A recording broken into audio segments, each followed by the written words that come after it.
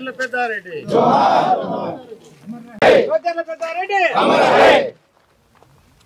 జోహార్ comrade Locherla Peddareddy గారు జోహార్ comrade Locherla Peddareddy గారు జోహార్ comrade Locherla Peddareddy గారు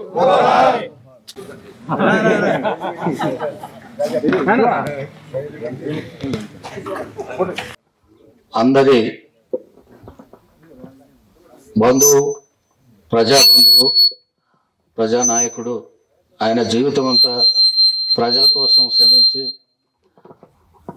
ఆయన జీవితాన్ని ప్రజలకు అంకితం చేసి నిరంతరం ఎప్పుడు కూడా ఆయన స్వార్థం ఎరగకుండా సమాజంలో పేద ధనిక అనే తారతమ్యం లేకుండా తన వంతుగా ఆయన జీవితాన్ని ప్రజల కోసం అర్పించినటువంటి మహానుభావుడు కామ్రేడ్ లోచర్ల పెద్దారెడ్డి గారు. వారి కొడుకుగా నాకు సంతోషం ఉన్నా అంతకంటే సంతోషం మీ అందరూ కూడా అభిమానంతో వచ్చినందుకు మీలో అభిమానంలో అంతకంటే ఎక్కువ సంతోషాన్ని అనుభవిస్తున్నాం. ప్రతి సంవత్సరం సాధారణంగా ఆనవాయితీగా జరుపుకునే కార్యక్రమం. చాలామంది అభిమానులు రాలేకపోయినా వారందరూ ఫోన్ చేసి పెద్దారెడ్డి పట్ల అభిమానం చూపుతూ ఉన్నారు. చాలామంది పెద్దలు ఆయన సమకాలీకులు వెంకటరామరెడ్డి నాయుడు గారు వారు పెద్దలు, మన కమ్యూనిస్టు లీడర్ ఓపీడీఆర్ నాయకులు శ్రీనివాసులు గారు, లాయర్ రామ్ కుమార్ అన్న, ఇట్లాంటి వాళ్ళందరూ కూడా మా రాజశేఖర్ లాయర్ గారు, మా చెన్నప్ప, లక్ష్మీనారాయణ, మిగతా అందరు ఇక్కడ వచ్చిన వాళ్ళందరూ కూడా పెద్దారెడ్డి గురించి తెలుసుకొని వచ్చిన వారు. మా ఆవటాల రమణారెడ్డి గారు, మా లక్ష్మీనారాయణ రెడ్డి అన్న, వెంకటరమణ, ఇట్లా దాదాపుగా చాలామంది ఆప్యాయులు రోజు నాతో అభిమానంగా పలకరించేవాళ్ళు, మమ్మల్ని ప్రేమించే అందరి వారి ఇక్కడ హాజరైనందుకు ఎంతో సంతోషపడుతూ అభినందనలు తెలుపుతూ కృతజ్ఞతలు తెలుపుతా. అట్లాగే మా నాన్నతో పాటు సమకాలీకుడు వెంకటరామరెడ్డి అన్నను 2 నిమిషాలు ప్రసంగించవలసిందిగా కోరుకుంటున్నాను.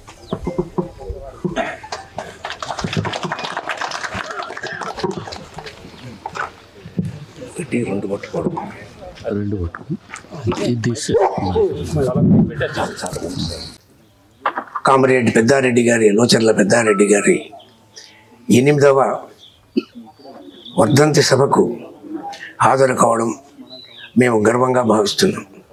ఎందుకంటే పెద్దారెడ్డి గారు ఒక వ్యక్తి కాదు, అతను ఒక వ్యవస్థ.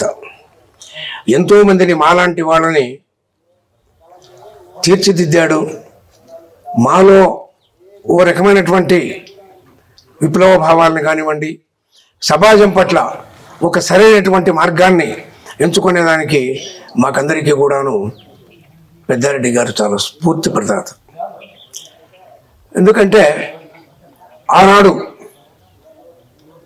మొత్తం భారతదేశం అంతా కూడాను నక్సల్బారీ బెంగాల్లో, అక్కడి నుంచి కాను సన్యాల్, చారు మజుందార్ వాళ్ళు అంటించినటువంటి నిప్పు శ్రీకాకుళం, ఆ తర్వాత మన అనంతపురం జిల్లా ఇదంతా కూడాను పలినటువంటి ఆ సందర్భంలో మొత్తం భారతదేశంలో ఎప్పుడో ఒకసారి అతి త్వరలోనే అనేటువంటి ఆశ కలిగినటువంటి దినాలు ఆ దినం.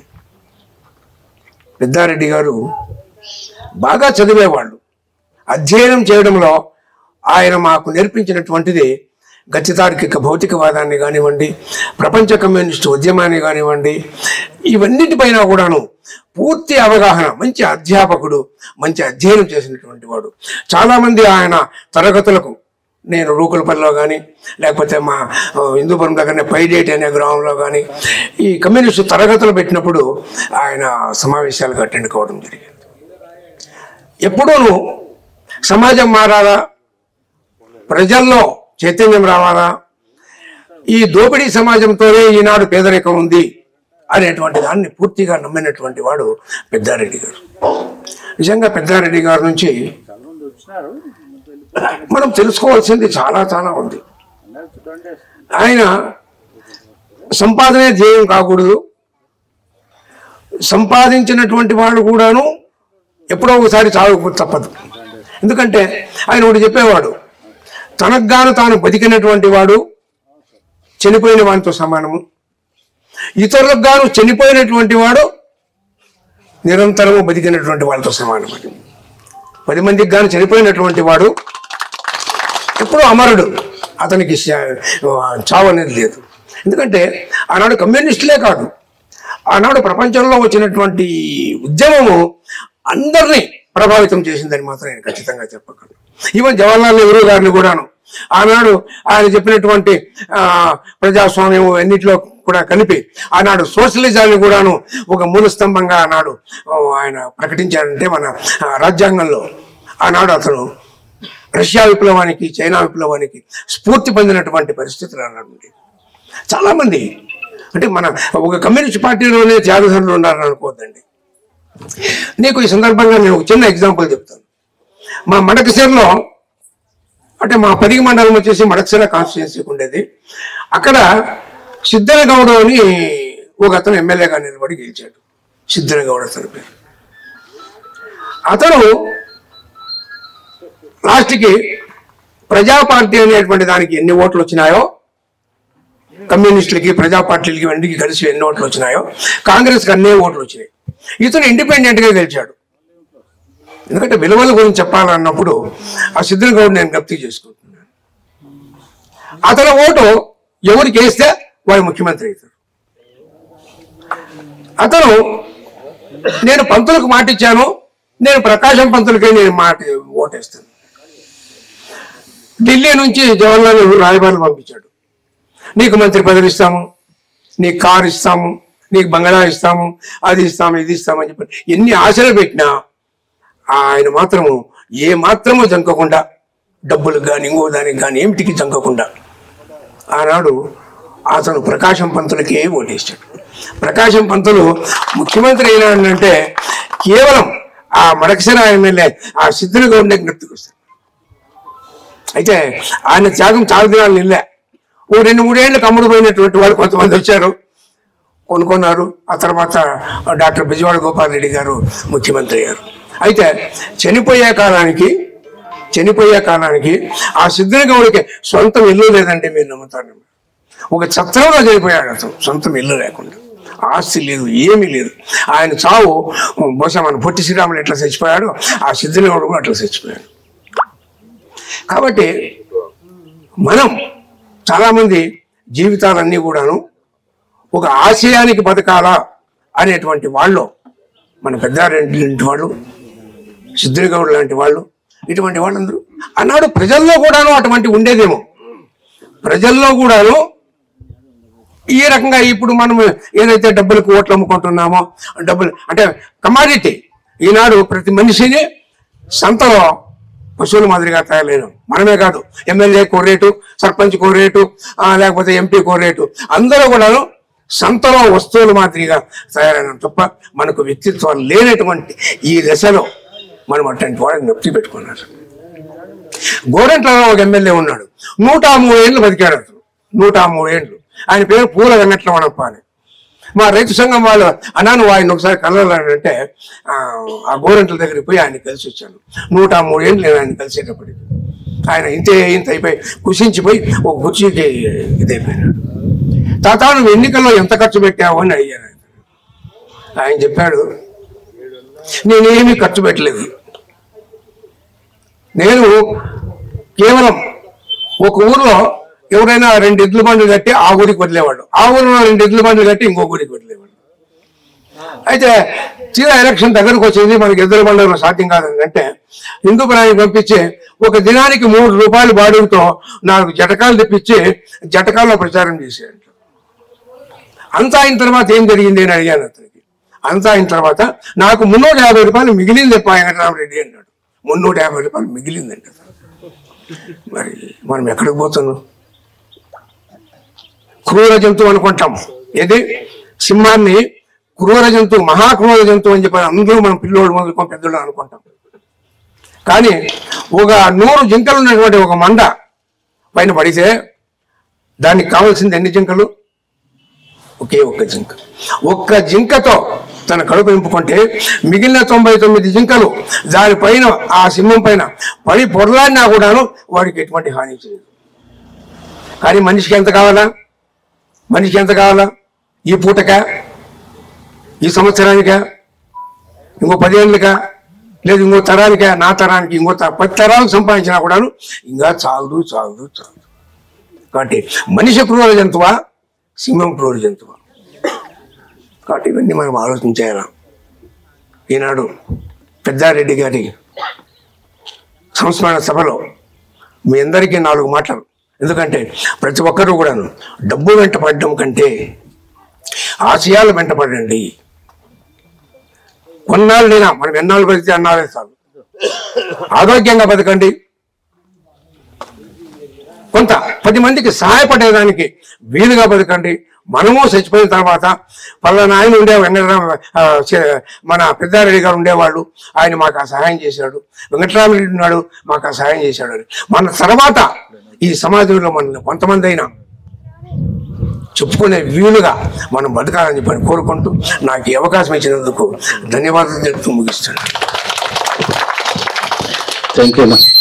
ఈ కార్యక్రమానికి విచ్చేసినటువంటి లోచర్ల పెద్దారెడ్డి అభిమానులు, స్నేహితులు, కుటుంబ సభ్యులు అందరికీ నమస్కారం. ముఖ్యంగా ఒక చనిపోయిన మనిషిని మనం మెదడులో బతికించుకునే ఉంటాం అన్నమాట. వెంకటరామరెడ్డి అన్న చెప్పినాడు, ఇతరుల కోసం బతికినటువంటి వాడు చనిపోయిన తర్వాత కూడా బతికే ఉంటాడు. ఎక్కడ అంటే మన ఆలోచనలో, మన మెదడులో, వాళ్ళు వదిలిపోయినటువంటి మార్గాల్లో లేకపోతే పద్ధతుల్లో. ఎలాంటి సమాజం కావాలని వాళ్ళు కోరుకున్నారో మనం అలాంటి సమాజం నిర్మించుకుంటున్నామా, లేకపోతే 1947కు ముందు ఉన్నటువంటి సమాజాన్ని నిర్మించుకుంటున్నామా అనేది ఒకసారి ఆలోచించుకోవాలి. ఈ దేశం అనేక చొప్పన్నారు దేశాలుగా ఉండి అనేక మంది ఫ్యూడల్ రాజులు ఈ దేశాన్ని ఏలుతున్నటువంటి సిస్టమ్ బాగలేదనుకున్నప్పుడు రాజ్యాంగం రాసుకున్నాం, అందరము సమానంగా ఉండేటువంటి ఒక రాజ్యం కావాలని. ఈ దేశంలో మహిళలకి హక్కు లేకుండా పోతే, భర్త చనిపోతే భర్తకు సంబంధించినటువంటి హక్కు 1937లో ఆ భార్యకు దఖలుపరచడం మొదలు జరిగింది.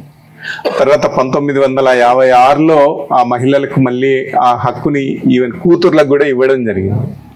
1985లో రామారావు గారు ముఖ్యమంత్రి అయిన తర్వాత మహిళలకు ఇచ్చినటువంటి ఆస్తి హక్కు కుటుంబంలో 2004 డిసెంబర్ తర్వాత, అంటే 2005 నుంచి అమలులోకి వచ్చే విధంగా ఇది చేసినారు. అంటే ఒక సమానత్వ ప్రాతిపదిక పైన దానిపైన జరిగినటువంటి ఒక ఇది. మరి ఈరోజు ఆనాటి రాజులు వెళ్ళిపోయినారేమో కానీ ఈనాడున్నటువంటి ఎమ్మెల్యేలు, ఎంపీలు ఒకరి తర్వాత ఒకరు ఆ కుటుంబం తప్ప ఇంకా ఈ దేశాన్ని బాగుపరిచేవారో లేకపోతే పరిపాలించేవారో లేనటువంటి ఒక స్థితి ఉంది అని మనం అనుకునేటువంటి ఒక వైపుగా ఈరోజు నెట్టబడినామా, లేకపోతే తోలబడినామా, లేకపోతే పోతున్నామా, కొట్టుకుపోతున్నామా అనేటువంటిది ఒకసారి ఆలోచించుకోవాలి. ఈరోజు కరువు, వెనకబాటుతనము, వర్షాలు లేనటువంటి ఈ ప్రాంతాల్లో ఉన్నటువంటి వాళ్ళం మనకు ఏం కావాలి అని అంటే నీళ్లు కావాలి అని అడుగుతున్నాం. తెలియనటువంటి విషయమా? దాదాపు ప్రతి సంవత్సరం ఏదో ఒక 100 సంవత్సరాల్లో ఒక 10 సంవత్సరాలు తక్కువ అవుతున్నాయేమో కానీ నదిలో నీళ్లు, కృష్ణా నదిలో మిగిలిన 80 సంవత్సరాలు 85 సంవత్సరాలు దాదాపు 500 టీఎంసీలకు మించినటువంటి నీటిని బంగాళాఖాతంలో వదులుతున్నాం. కానీ నీళ్లు లేనటువంటిది, నీళ్లు తాగడానికి బతకడానికి వీలు లేనటువంటి రాయలసీమ ప్రాంతానికి నీళ్లు తీసుకురావాలనేటువంటి ఒక ఆలోచన ప్రభుత్వాలు చేయడం లేదు. మాకు నీళ్లు కావాలని చెప్పి మనము అడగడం లేదు. సరిగ్గా ఎన్నికలు వచ్చినటువంటి సమయంలో ఒక 1 నెల రోజులు ఒక గ్రామానికి పోయినప్పుడు పంచాయతీ ఎలక్షన్ల సందర్భంలో, అంటే ఒక చిన్న ఉదాహరణలాగా చెప్తున్నా, అయ్యా నేను సంపాదించినటువంటి డబ్బు ఒక 50,000 రూపాయలు మీ కాలనీకి ఇస్తాను, మీరు దీన్ని ఏదైనా అభివృద్ధి కార్యక్రమానికి వాడుకోండి. అయితే ఒక షరతు ఏంటి అంటే ఎన్నికలు అయిపోయేదాకా మీరెవరు కూడా ఈ మత్తు పదార్థాలు తాగొద్దండి అని చెప్పేసి, సారాయి, బ్రాందీ లాంటివి తాగొద్దు అని.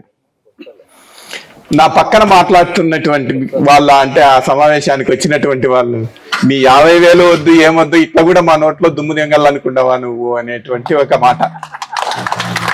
అంటే కనీసం ఆ నెల రోజులైనా మేము మాకు కావలసినంత తాగడము, కావలసినంత తినడానికి ఈ నెల రోజులే ఏర్పాటు చేస్తారు, ఈ సమయంలో కూడా నువ్వు మాకు లేకుండా చేస్తావా అనేటువంటి ఒక ఇది అనమాట. అంటే ఎటువైపు వెళ్ళిపోతున్నాం మనము? ఒక మంచి సమాజాన్ని నిర్మించుకోవాలని చెప్పి భారత రాజ్యాంగ లక్ష్య ప్రకటన రాసుకున్నాము. భారత రాజ్యాంగ లక్ష్య ప్రకటన చేరుకోవడానికి కావలసినటువంటి పద్ధతులు ఏంటి, ఆ వైపుగా ఎలా వెళ్ళాలి అనేటువంటి ఆలోచనలు చేసినారు పెద్దారెడ్డి లాంటి వాళ్ళు. ఆ ఆలోచనలు చేసినారు కాబట్టి వాళ్ళు ఆనాటి నుంచి ఈనాటి వరకు వాళ్ళు ఉన్నా లేకపోయినా ఆ ఆలోచనను మనం కొనసాగిస్తున్నాం. మరి ఇటువైపు నుంచి కొట్టుకుపోతున్నటువంటి మనం మరి తిరిగి ఎలాగ మనం పట్టుకొని ఈ సమాజంలో మన అందరికీ, అంటే ఈ సమాజంలో ఉన్న సంపద పైన మన అందరికీ హక్కు ఉంది, ఈ హక్కును మనం అందరం కూడా అనుభవించుకోవాలా? ఏ కొంతమంది చేతికో మైండ్లు వెళ్ళడానికి లేదు, లేకపోతే ఇది ప్రభుత్వం నిర్వహించడానికి వీల్లేనటువంటి వ్యవస్థన ఏంటి, ఇంత పరిస్థితి ఉంది. మరి ఆ సంపదలో నుంచి వచ్చేటువంటి పన్నుల్లో ఇక్కడ ఉన్నటువంటి ప్రజలందరికీ ఏ విధమైనటువంటి బాగోగులు చేస్తారో అని అడగాల్సినటువంటి ఒక సమయంలో ఉన్నటువంటి వాళ్ళం మనం ఈరోజు. 3 పంటలు పండుతున్నటువంటి కృష్ణా డెల్టాకు ఆ కృష్ణా నది నీళ్లు చాలవని చెప్పి గోదావరిలో పోలవరం నుంచి నీళ్లు తీసుకొచ్చి దాన్ని మరింత భద్రపరిచేటువంటి చేస్తున్నటువంటి వాళ్ళు అసలు నీళ్లే లేకుండా ప్రతి సంవత్సరం 500 గ్రామాలకు 600 గ్రామాలకు మన అనంతపురం జిల్లా లాంటి జిల్లాలో ట్యాంకర్ తో నీళ్లు తోలుతున్నటువంటి పరిస్థితిలో తాగడానికి నీళ్లు లేని గ్రామాలకు నీళ్లు తీసుకొచ్చేటువంటి ఒక పరిస్థితి చేయడం లేదు. చాలా పోరాటాల తర్వాత గవర్నమెంట్ ఒక పద్ధతిని మీ పుట్టపర్తి నియోజకవర్గంలో ఇది చేసింది. ఈ పుట్టపర్తి నియోజకవర్గానికి సంబంధించినటువంటి అనుసంధానం ఉన్నటువంటి 193 చెరువులను అనుసంధానం చేసేటువంటి ఒక కార్యక్రమం చేసింది. ఆ కార్యక్రమానికి సంబంధించిన జీవోలు ఇచ్చినారు, ఫైనాన్షియల్ అనుమతులు ఇచ్చినారు, డబ్బులు మాత్రం ఇయ్యలేదు. మరి ఆ కార్యక్రమం జరిగితే ఈ పుట్టపర్తి నియోజకవర్గం మన రాయలసీమలో ఒక మోడల్ నియోజకవర్గంగా మారడానికి అవకాశం ఉంది. మరి ఆ కార్యక్రమాన్ని కొనసాగించుకొని మన పుట్టపర్తి, నల్లమాడ, ఓబుల్దేవ చెరువు, గోరట్లన, ఇంకోటి ఆమడుగురు, ఈ 5 మండలాలు, ముదిగొప్ప అనుకో, బుక్కపట్నం. సో ఈ 5 మండలాల్లో ఉన్నటువంటి అన్ని చెరువులను హంద్రీనీవా కాలం నుంచి అనుసంధానం చేసేటువంటి ఒక కార్యక్రమాన్ని ప్రభుత్వం చేపట్టింది. మనమంతా బాగుండడానికి ఆ కార్యక్రమాన్ని ఇక్కడికి వచ్చినటువంటి వాళ్ళు మనల్ని పరిపాలించడానికి మన చేత ఎన్నుకోబడినామని చెప్పి మన వాళ్ళని నమ్మించేటువంటి వాళ్ళు ఎవరైతే ఉంటారో వాళ్ళందరికీ కూడా చెప్పి మాకు ఆ ప్రాజెక్టు వెంటనే పూర్తి చేయండి అనేటువంటి ఒక డిమాండ్ తో మీరంతా కదిలితే అది పెద్దారెడ్డి గారికి మనం ఇచ్చేటువంటి పెద్ద నివాళి అవుతుందని చెప్పి తెలియజేసుకుంటూ ఈ అవకాశం ఇచ్చినటువంటి మీ అందరికీ కూడా ధన్యవాదాలు తెలియజేస్తూ విరమిస్తున్నాను.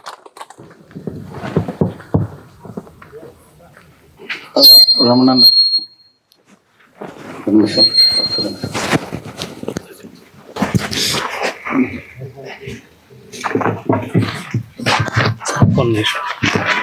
బట్టలు వేసుకోండి.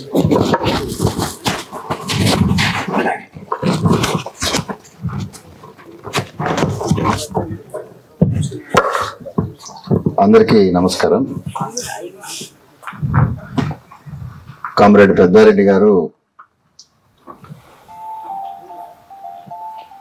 చాలా ఆశయాలతో తన జీవితాన్ని కొనసాగించినటువంటి వారు. వారి యొక్క స్ఫూర్తితోనే మేమందరం కూడా విద్యార్థి దశలోనే వామపక్ష మార్గం వైపు ప్రయాణం చేశాం.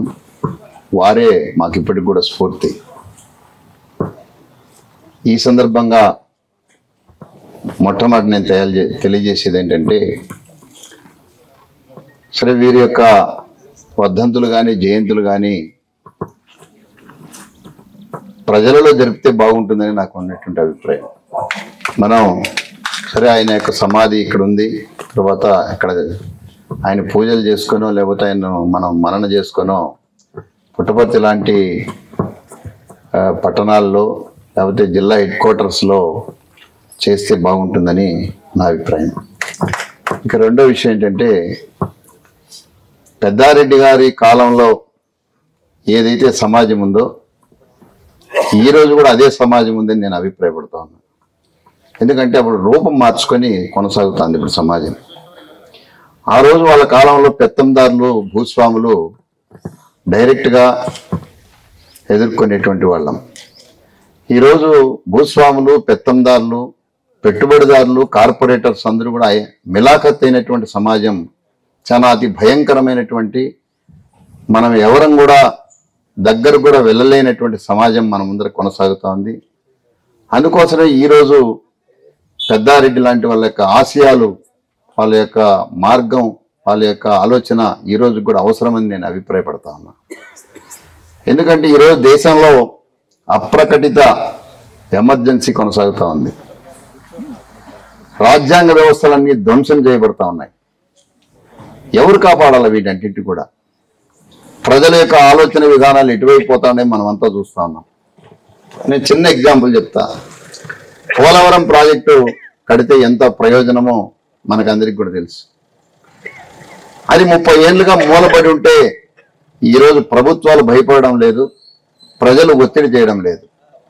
ఈరోజు చూడండి, మన ఆంధ్ర రాష్ట్రంలో పింఛన్లు 4,000 కోట్ల రూపాయల పెన్షన్లు ఈరోజు పంచుతా ఉన్నారు. పంచడం అవసరమే లేదంటే సంక్షేమం అవసరమనే చెప్తాను నేను. అయితే ఆ సంక్షేమం అనేటువంటి పెన్షన్లు ఈరోజు ఆపమని చూద్దాం. ఆ ధైర్యం ప్రభుత్వాలకు లేదు. అంటే ప్రజల యొక్క మూడును మార్చేసినారని చెప్పడానికి ఇది ఒక పెద్ద ఎగ్జాంపుల్. లోచర్ల పెద్దారెడ్డి గారి 8వ వర్ధంతికి చేసిన అందరికీ కూడా లాల్ సలాం. పెద్దారెడ్డి గారితో నాకు పరిచయం, నేను మార్క్సిజం ఏబిసిడి అంటే మార్క్సిజం అంటే ఏమి, క్లాస్ నేచరు, దోపిడీ, ఇవన్నీ బాగా చదువుకున్న తర్వాత పరిచయం అయింది. నా వయసు అప్పుడు 25-26 సంవత్సరాలు. ఒకరోజు లోచర్లకు పోయి ఆయనతో కూర్చుంటే వాదన కొంచెం చర్చ చేసినాం. అంటే ఈ వ్యవస్థలో పేదరికానికి, నిరుద్యోగానికి, అందరికీ మంచి చదువు, తర్వాత అందరికీ ఆరోగ్యము, ఆ సంపద అంతా అందరిది అని మీరు అంటున్నారు కదా, మరి దీనికి పరిష్కారము ఈ వ్యవస్థలో ఉందా లేదా అని అడిగిన. అంటే ఇది పెట్టుబడిదారు వ్యవస్థ, ఇందులో పేదరికం పోయేదానికి అవకాశం లేదు, నిరుద్యోగం పోయేదానికి అవకాశం లేదు, ఇవన్నీ కల్లిబుల్లి మాటలు, 5 సంవత్సరాలకు ఒకసారి ఇదొక డ్రామా, ఇదొక మెస్మరిజం అని చెప్పి ఆయన చెప్పినప్పుడు నాకు బాగా మనసు పడింది. అంటే ఎన్నికల్లో జరుగుతున్నది ఏమి అని. అప్పుడే ఈ సమితి ఎలక్షన్ వచ్చింది. అప్పుడు చేమత్తూరులో ఒక పబ్లిక్ మీటింగ్ లో ఒక మినిస్టర్ వాళ్ళు వచ్చినారు. ఆ మీటింగ్ లో మాట్లాడమని అన్నప్పుడు అప్పుడు యువరక్తం, అసలే మార్క్సిజం కొంచెం వంట పట్టింది. మరి ఆ పబ్లిక్ మీటింగ్ లో నా భాష గాని నా ఇది అంతా చూసిన తర్వాత అందరూ కూడా వచ్చిన వాళ్ళు ఏమన్నారంటే, అన్నలతో ఈ అప్పకు పరిచయం ఉంది, లేకుంటే ఈ భాష రాదు, ఈ ఆవేశం రాదు అని ముద్రేసిన. అయినా పర్వాలేదు. కాబట్టి ఈ వ్యవస్థలో మనము ఇంకా పేదరికం పోతుందేమో ఆశ, మరి పోదు. మరి నిరుద్యోగం పోతుందా? పోదు. మరి అందరికీ ఒకే క్వాలిటీ ఎడ్యుకేషన్ రాదు. మరి జీవన ప్రమాణం పెరుగుతుందా? పెరగదు. మరి ఇన్ని తెలిసినా కూడా ఎందుకు ఈ ఆరాటం, ఎందుకు ఆశ? ఏం చూసుకొని మీరు బతుకుతూ ఉండరు? మీరు బతికిస్తా ఉండరు. ఎట్లా? వెల్ఫేర్ ప్రోగ్రామ్స్ ద్వారా బతికిస్తా ఉండరు. అది ఇది ఏమి రగిలే నిప్పు మీద నీళ్లు చల్లినట్టు అంతే జరుగుతూ ఉండేది ఇప్పుడు 5 ఏళ్ళకి ఒకసారి, అంతకు మించి ఏమి లేదు. ఎందుకు ఆశ? ఇంకా అంటే మనము ఎట్లాంటి బతుకుతున్నాము, ఏ వ్యవస్థలో ఉన్నాము అనేది నువ్వు అవగాహన చేసుకోకుంటే మరి నువ్వు మంచి స్థితికి పోయేదానికి అవకాశమే లేదు కదా. కాబట్టి మొదట వ్యవస్థల గురించి మనం ఎట్లా వ్యవస్థలో ఉన్నాము అనేది మనం తప్పకుండా నేర్చుకోవాలి. తర్వాత మనకు అంతకుముందు రాజులు, ఆ తర్వాత బ్రిటిష్ వాళ్ళు, ఆ తర్వాత మన పరిపాలకులు నేర్పించింది ఏమంటే మనల్ని బానిసలుగా చూడడం అనేది వాళ్ళు నేర్చుకున్నారు. మనం కూడా అలవాటు పడినాం. ఒక సీఎంతో రాయలసీమ ఎమ్మెల్యేలు అందరూ కలిసి, అయ్యా మాకు నీళ్లు కావాలా, మాకు ఇది కావాలా అది అని ప్రత్యేక సమావేశం పెట్టి మాట్లాడే ధైర్యం ఉందా? లేదు. ఎందుకంటే మానసిక బానిసత్వం అంటే ఏమనుకుంటాడో ఈయన రాయలసీమ పక్కకు పోదామని ఆలోచన చేస్తారా ఏమి వీళ్ళు కదా.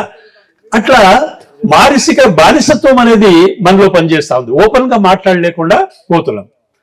కానీ మన వాళ్ళు పెద్దారెడ్డి లాంటి వాళ్ళు ఓపెన్ గా మాట్లాడినారు, ప్రజల్లో పోయినారు, ఉద్యమాలని నడిపినారు. కాబట్టి మనకు ఈ ప్రశ్నించే తత్వం రానంత వరకు ఇంతవరకు మన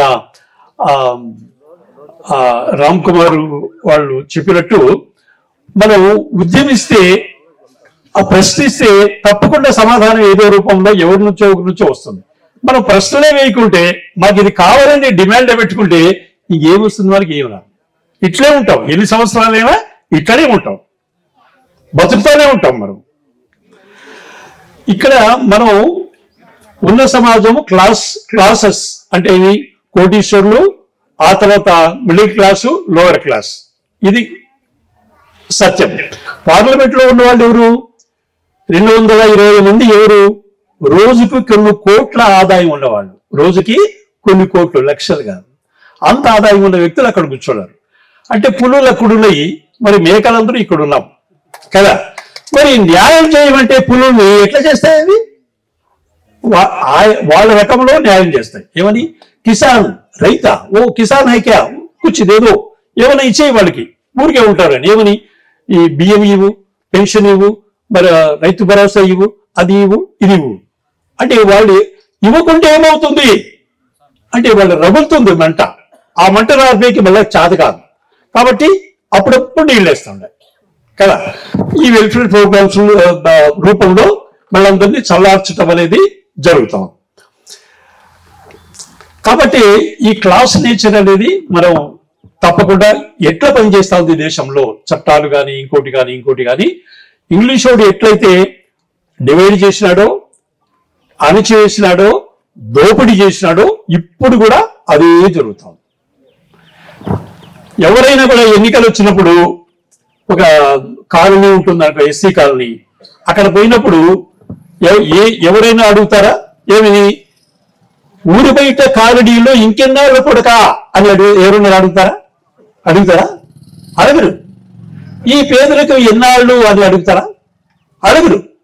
ఎందుకంటే మనకు ఆ స్పృహ లేకపోవచ్చు, ఆ చైతన్యం లేకపోవచ్చు, వ్యవస్థల గురించి పూర్తి అవగాహన లేకపోవచ్చు, అవి ఉన్నా కూడా అడిగే ధైర్యం లేకపోవచ్చు. ఎందుకంటే మనం కూడా మానసిక బానిసత్వంలోనే మనం ఇప్పటికి కూడా ఉండమని నేను నమ్ముతా. మన దేశంలో సంపద ఉంది, ఆ సంపద అంతా ఎక్కడ పోతోంది అని ఒక తరిమిళ నాగిరెడ్డి గారు ఒక బుక్ రాశారు, తాకట్టులో భారతదేశం, నాడు నేడు. అప్పుడు ఆయన ఉన్నప్పుడు ఇప్పుడు, నిన్ననే బుక్ చదివిన దాంట్లో మనకు ఏం మిగిలిందంటే బార్డర్ మిగిలింది మనకి, అంతే. ఇంకేం మిగిలిందా ఈ దేశం వాళ్ళకి? ఇది భారతదేశం.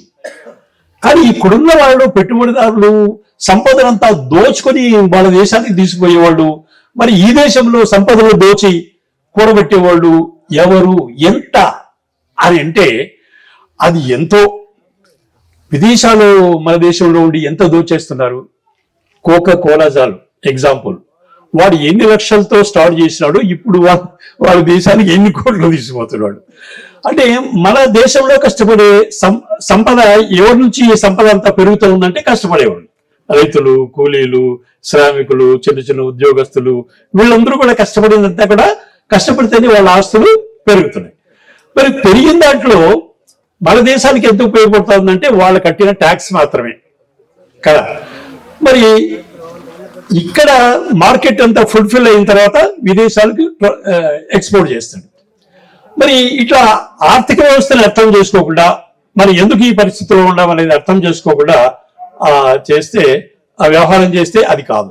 అసలైన క్వశ్చన్స్ పబ్లిక్ నుంచి రావాల, వ్యవస్థల గురించి పూర్తి అవగాహన.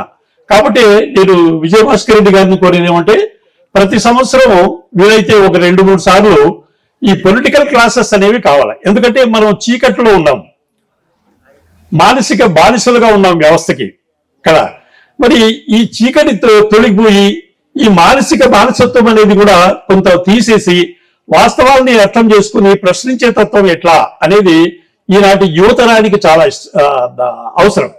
ఎందుకంటే ఇప్పుడు ఒక్క బుక్ కూడా టెక్స్ట్ బుక్స్ తప్పితే వేరే బుక్ చదివే అలవాటే లేదు యూత్కి. సెల్ ఫోన్ కానీ లేకుంటే టీవీ కానీ, అంతేగాని ఆ ల్యాప్టాప్లోనే ఉంటారు కానీ బయట ప్రపంచంతో అసలు సంబంధమే లేదు. మరి అట్లాంటి వాళ్ళకి వ్యవస్థను గురించి ఏం తెలుస్తుంది, క్లాస్ నేచర్ గురించి ఏం తెలుస్తుంది, దోపిడీని గురించి ఏం తెలుస్తుంది, అణచివేత అనేది ఎట్లా తెలుస్తుంది? కాబట్టి పొలిటికల్ క్లాసెస్ ఇక్కడ ఒక నిప్పు కణాలని తయారు చేసి సమాజంలోకి వదలాలని చెప్పి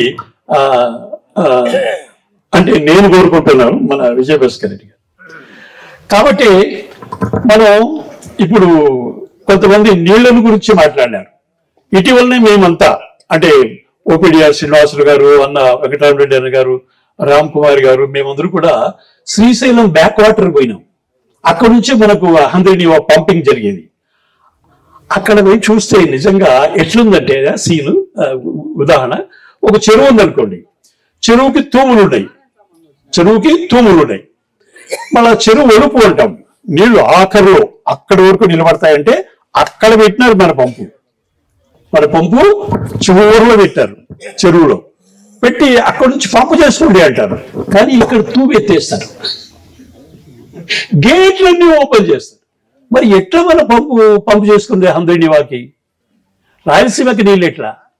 నిజంగా ఆడపోయి చూస్తే ఎంత బాధేస్తుందంటే అంత బాధేస్తుంది.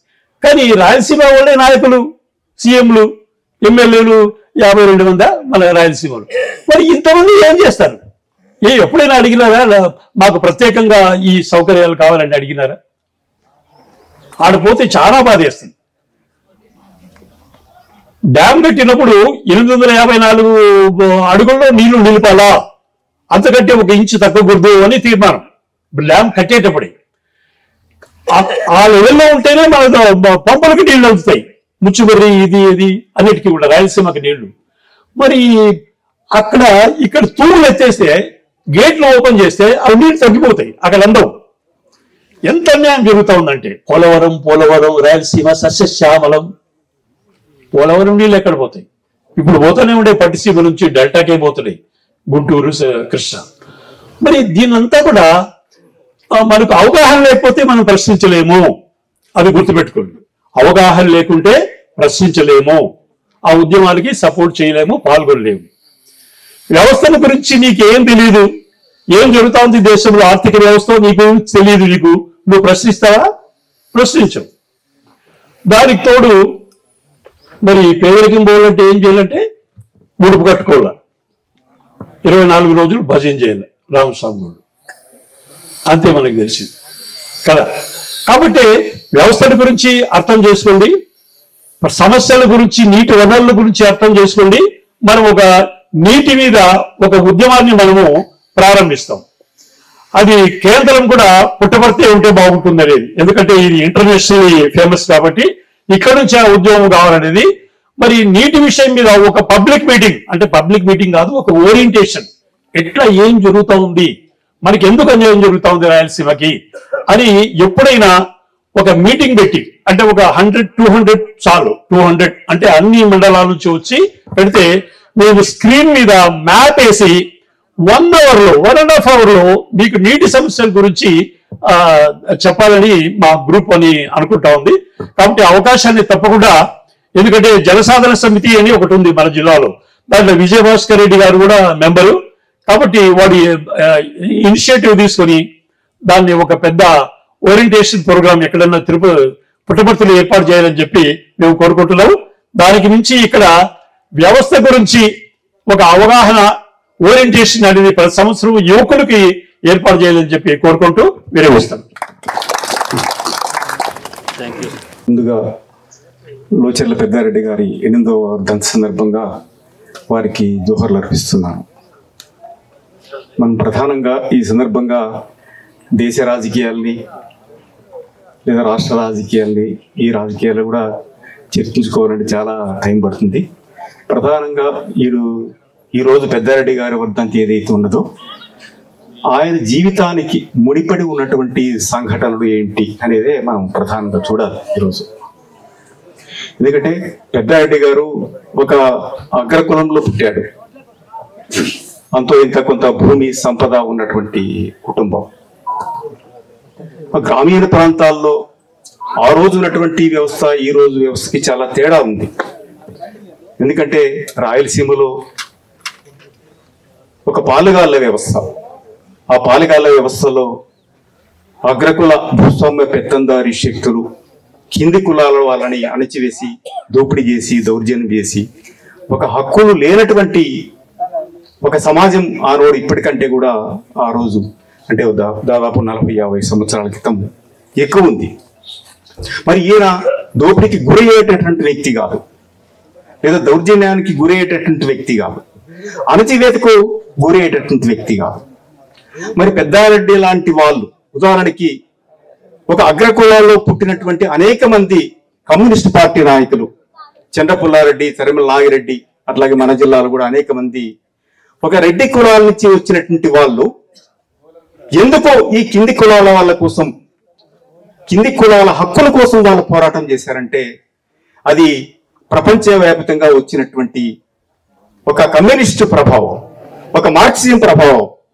ఒక 170-180 సంవత్సరాల క్రితం మొత్తం సమాజంలో ఉన్నటువంటి సంపద అంతా ఎవరికో కొంతమందికి హక్కుగా కాదు, అన్ని హక్కులు, విద్యా హక్కు, అట్లాగే వైద్యం హక్కు, భూమి హక్కు, ఇంటి హక్కు, ఈ హక్కులన్నీ కూడా సమాజంలో ఉన్నటువంటి వారికి అందరికీ సమానంగా అందాలి అనేటువంటి ఒక మార్క్సిజం అనే అదే ఒక సిద్ధాంతం ప్రపంచంలో వచ్చింది. ఆ యొక్క పోరాట ఫలితంగా 1917లో రష్యాలోను, ఆ తర్వాత 1947 ఆ మధ్య కాలంలో చైనాలోను విప్లవాలు వచ్చాయి, ప్రపంచవ్యాప్తంగా విప్లవాలు వచ్చాయి, కమ్యూనిస్ట్ పార్టీల అధికారంలోకి వచ్చింది. ఆ సందర్భంలో మన భారతదేశంలో ఒకవైపు సిపిఐ సిపిఎం, మరొక వైపు నక్సలిజం, అంటే నక్సలైట్లని ఎవరైతే మనం మార్క్సిజం లెనినిజం మావో ఆలోచన విధానంతో, అంటే ఇప్పుడు ఉన్నటువంటి వ్యవస్థ ఏదైతే ఉన్నదో ఈ వ్యవస్థను మొత్తం సమూలంగా మార్పు చేస్తే గాని ఈ వ్యవస్థ బాగుపడదు, అందరికీ హక్కులు అందవు, అందరికీ ఉన్నటువంటి ఏవైతే ఈరోజు కొంతమందికి కాకుండా అందరికీ హక్కులు రావాలంటే మొత్తం ఈ వ్యవస్థ అంతా మార్పు చేయాలని చెప్పేసి అలాంటి మార్గాన్ని మన లోచర్ల పెద్దారెడ్డి గారు ఎన్నుకున్నారు.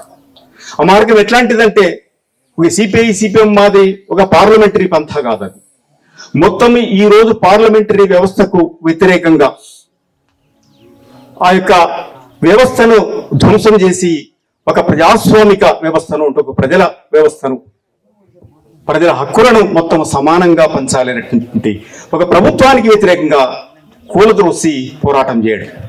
అందుకోసమే ఇట్లాంటి నాయకుల పైన, ఇట్లాంటి పార్టీల పైన నిర్బంధం తీసుకుని వచ్చింది. అనేకమైనటువంటి చట్టాల ద్వారా కాకుండా అట్లాంటి మనుషులను తీసుకెళ్లి చంపేటటువంటి పరిస్థితి, ఎన్కౌంటర్ల పేరుతో. మరి అట్లాంటి మార్గాన్ని ఈయన ఎందుకు ఎంచుకున్నాడు? ఆయనకు అవసరం లేదు, కానీ అట్లాంటి ఒక ముళ్ళబాటనే లోచర్ల పెద్దారెడ్డి గారు తమ గ్రామీణ ప్రాంతాల్లో ఉన్నటువంటి ఈ దోపిడీ దౌర్జన్యాలు ఇవన్నీ కూడా చూశాడు ఆయన. పీడిత వర్గాలు, కింది కులాల వాళ్ళ కోల్పోతున్నటువంటి వాళ్ళకి జీవితాలను బాగు చేయాలని, మొత్తం వ్యవస్థనే మార్చాలనేటువంటి ఒక ఉద్దేశంతో ఆయన ఆ బాటను పట్టుకున్నాడు. ఆ బాట పట్టుకున్న తర్వాత నువ్వు ఈడు పుట్టుపట్టులోనూ ఉంటే ఈడ మనం ఓపెన్ గా బహిరంగ సభ పెట్టుకుంటే బహిరంగ సభకు అనుమతించడు, పెట్టినా కూడా వెంటనే తీసుకుని అరెస్ట్ చేస్తాడు. అందుకే ఆయన అజ్ఞాతంలో వెళ్ళే పరిస్థితి. ఆయనే కాదు, ఆయన పార్టీనే కాదు, ఆయన కుటుంబం కూడా అజ్ఞాతకం వెళ్ళేటటువంటి పరిస్థితి. ఎందుకంటే ఒక మారు ఆ ప్రజల కోసం పనిచేసేటువంటి ఏ కామ్రేడ్ అయినా కూడా ఆ ఉద్యమాల్లో పనిచేసినప్పుడు ఆ కుటుంబాలు మొత్తం, ఆ కుటుంబ వ్యవస్థ చిన్నభిన్నమైపోతుంది. భార్య ఎక్కడో, కొడుకులు ఎక్కడో, కూతురులు ఎక్కడో. అందరికీ నమస్కారం. నేను సోమశేఖర్ వాళ్ళ అబ్బాయిని చక్రధర్ రెడ్డి. సో అంటే పెద్దారెడ్డి గారి గురించి మాట్లాడేంత వయసు లేదు, ఆయన మేము ఎప్పుడు చూడలేదు, అన్ని విన్నవే. వారి మంచితనం కానీ ఆయన గురించి అంతా అంకుల్ మాటల్లో, మన పుట్టపర్తిలో అందరి మాటల్లో వినడమే. సో ఈరోజు ఆయన వర్ధంతికి రావడం, ఆయన ఇంకొకసారి మనమంతా స్మరించుకోవడం చాలా మంచిది. సో చాలా మంది పెద్దలు చాలా వాటి మీద మాట్లాడినారు. ఇప్పుడు మేము మాట్లాడాలంటే ఇప్పుడు మేము ఒక సైడ్ పార్టీలో ఉన్నాం కాబట్టి మనం ఏం మాట్లాడినా ఇప్పుడు ఇదవుతుంది. కానీ పార్టీ అనేది పక్కన పెట్టి మాట్లాడాలంటే నిజంగా మాట్లాడడానికి చాలా ఉన్నాయి. సో ఇప్పుడు కాంటెంపరీ పాలిటిక్స్ గురించి మాట్లాడాలంటే మేధావి వర్గం అనేది చాలా అవసరం ఎప్పుడు కూడా. ఇప్పుడు ఇక్కడ వీళ్ళు మాట్లాడేవంతా మేధావి వర్గం కిందకి వస్తారు. కానీ మేధావి వర్గానికి ఇప్పుడు యాక్చువల్గా ఒకప్పుడు ఉన్న ప్రిఫరెన్స్ అనేది ఇప్పుడు పాలిటిక్స్ లో లేదు. అది కొంచెం దురదృష్టం అనేది చెప్పుకోవాలి. ఇప్పుడు చాలా మందికి ఇప్పుడు ఇంత రాజకీయాలు చేసే వాళ్ళకు కూడా ఒక ఎమ్మెల్సీ అనేది పదవి ఎందుకునేది చాలా మందికి తెలియకపోవచ్చు. ఇప్పుడు ఎమ్మెల్యే అనేవాడు ప్రజల తరఫున ఎన్నుకోబడిన వాడు ఉన్నప్పుడు మళ్ళీ ఎమ్మెల్సీలు ఎందుకు అంటారు చాలా మంది. ఎమ్మెల్యే అనేవానికి ఒక గ్రాడ్యుయేషన్ అవసరం లేదు, ఒక 10th కూడా అవసరం లేదు. ఒక వయసు నిండిన వాడు 25 years ఉంటే ఇప్పుడు ఎమ్మెల్యేగా ప్రజల మద్దతుతో గెలవచ్చు. కానీ వాళ్ళు ఒకటే ప్రతి ఒక్క బిల్లుకి ప్రతి ఒక్క చర్చకి దేని మీద వాళ్ళొకరు సరిపోరని భావించి ఆ రోజు అంబేద్కర్ గారు ఒక గ్రాడ్యుయేట్, ఒక టీచర్స్, ఒక ఉన్నత చదువులు చదివిన వాళ్ళు కూడా డిస్కషన్ అయ్యి ఒక బిల్ పాస్ కావాలని ఒక ఎమ్మెల్సీ అనేది లోవర్ హౌస్ ఇక్కడ వచ్చింది, ఐ మీన్ లెజిస్లేటివ్ కౌన్సిల్ ఇక్కడ వచ్చింది, అక్కడ అప్పర్ హౌస్ అనేది వచ్చినాయి. సో ఇవన్నీ పక్కన పెట్టి ఇప్పుడు పాలిటిక్స్ అనేది ఎలా నడుస్తున్నాయి మనకు తెలిసిందే. నా ఉద్దేశంలో ఒక లీడర్ అనేవాడు ఈ should be very good listener. అంటే అందరి ఇది చాలా ఓపికగా ఓర్పుగా వినగలగాలి లీడర్ అనేవాడు. కానీ ఇప్పుడు అది అసలు జరగట్లే. ఆయన ఏమనుకుంటే ఒక సింగిల్ మ్యాన్ షో లాగా అందరూ నడిచిపోతున్నాయి. అది ఏ పొలిటికల్ పార్టీ అయినా కానీ. అందుకే నేను పొలిటికల్ పార్టీల తరఫున మాట్లాడట్లేదు, ఇది మాత్రం నా ఓన్ పర్సనల్ ఒపీనియన్స్. సో ఇలా ఉన్నప్పుడు ఇప్పుడు మనం ఇన్ని మాట్లాడుకున్నాం, కానీ ఇవన్నీ ఫైనల్ గా జరగాలంటే ఇప్పుడు రాజకీయంగా అక్కడ ఉన్న వాళ్ళు జరుగుతూనే ఇవన్నీ మనం అనుకున్న మంచి కానీ అవన్నీ కానీ జరుగుతాయి. కానీ దురదృష్టంగా రియల్ గా పాలిటిక్స్ మీద ఎక్కువ డిస్కషన్ అవుతుంది, ప్రజల సమస్యల మీద యాక్చువల్ తక్కువ డిస్కషన్ అవుతుంది ఇక్కడ పైన కూడా. అదొక దురదృష్టమైన వాతావరణం. కానీ మళ్ళీ మంచి రోజులు వస్తాయని ఆశిద్దాం. మళ్ళీ మనము అభివృద్ధి మార్గంలో మన దేశం ముందు పోతుందని ఆశిద్దాం. Thank you.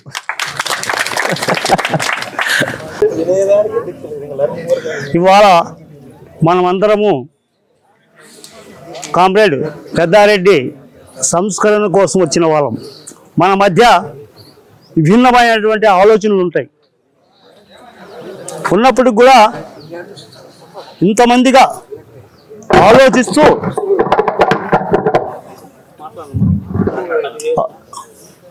ఆలోచిస్తూ ఇంత దూరం రావడం చాలా గొప్ప విషయం. ఎందుకంటే ఇవాళ అంతా కమర్షియల్ సమాజం, అంటే వ్యాపార సమాజంలో బతుకుతున్నాం మనం.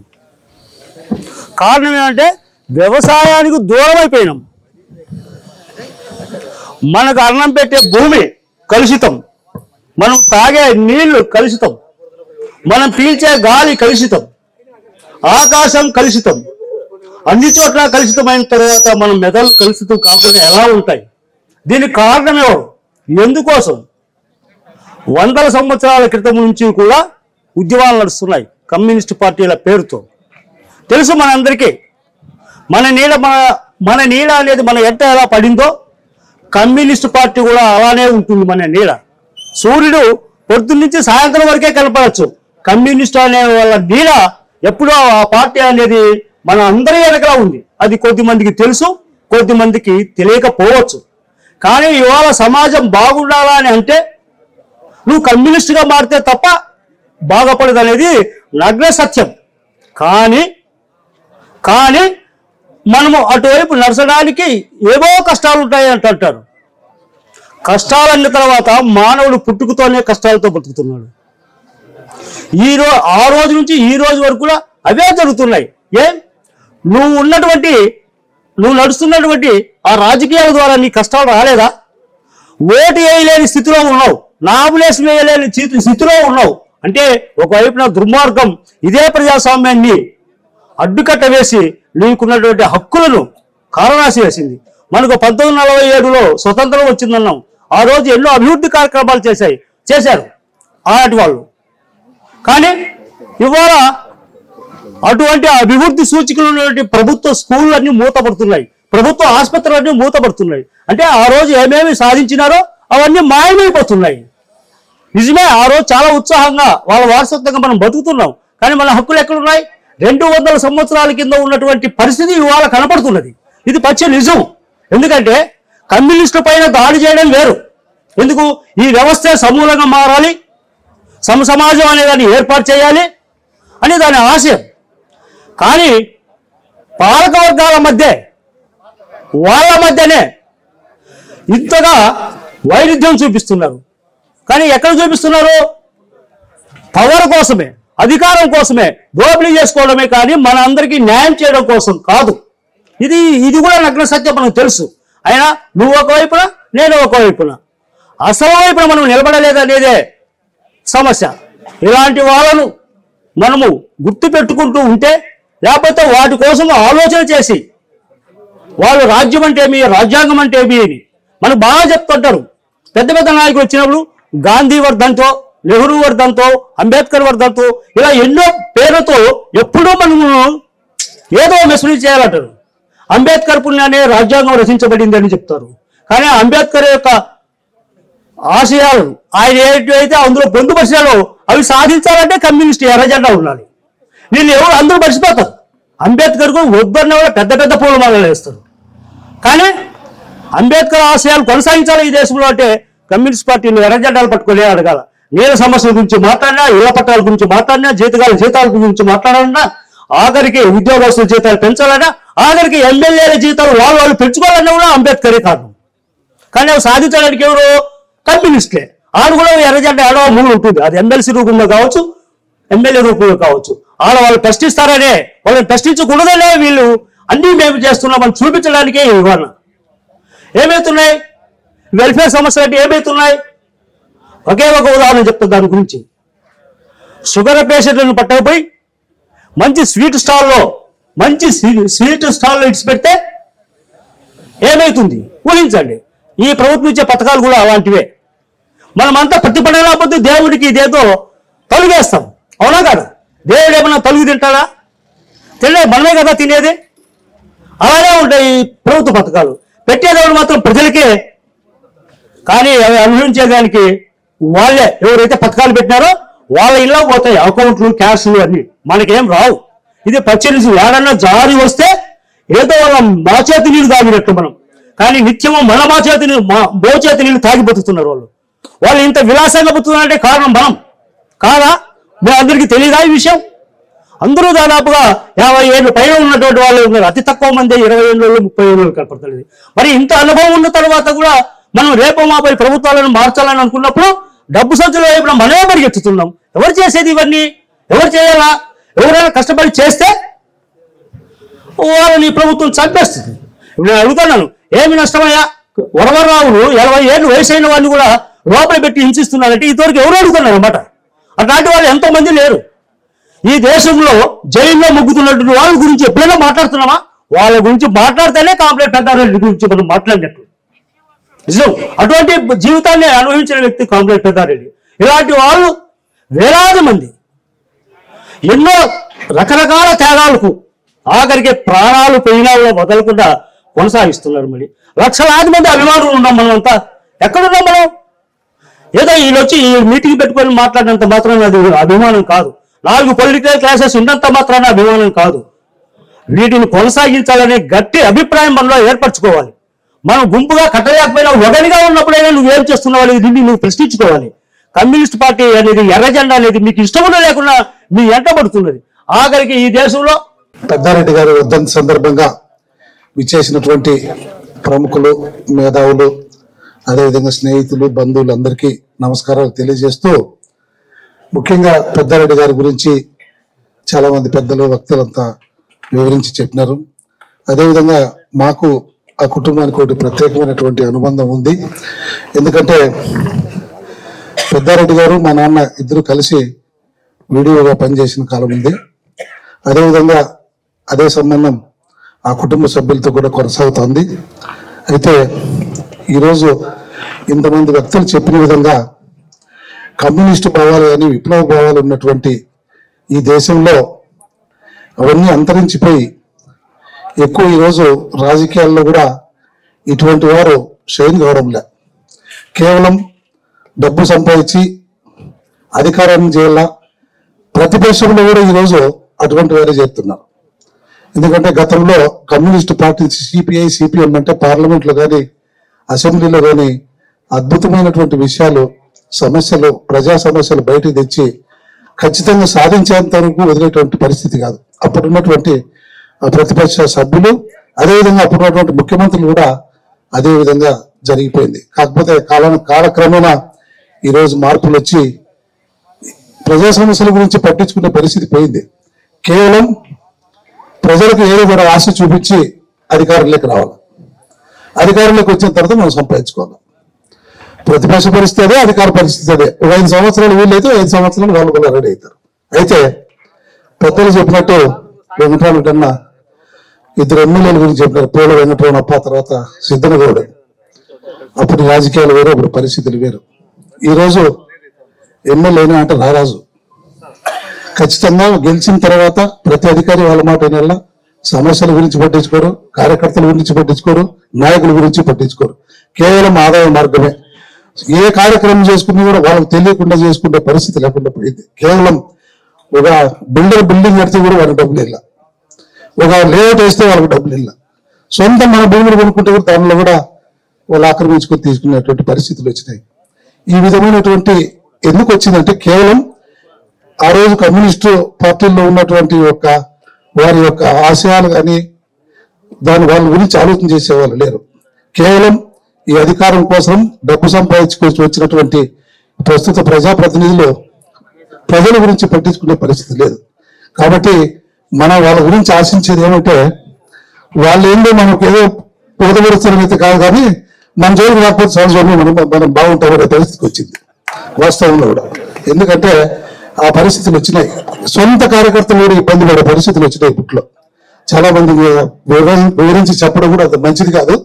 ఎందుకంటే సమకాలీన రాజకీయాలు ఇక్కడ ఉన్నటువంటి అందరికీ తెలుసు ఏం జరిగింది. కాబట్టి మనం భవిష్యత్తులో మన అందరం కూడా పెద్దారెడ్డి గారి ఆశయాలను నెరవేర్చే దాంట్లో ప్రతి ఒక్కరు భాగస్వామ్యమై, ముఖ్యంగా విజయభాస్కర్ రెడ్డిని కూడా ఆయన అడుగుజాడలు నడుస్తూ ఆయన యొక్క పేరు ప్రతిష్టలు. ఎందుకంటే తండ్రిని గౌరవం నిలవడానికి కారకులు కుటుంబ సభ్యులే, ముఖ్యంగా కొడుకులు కానీ కూతుర్లు కానీ.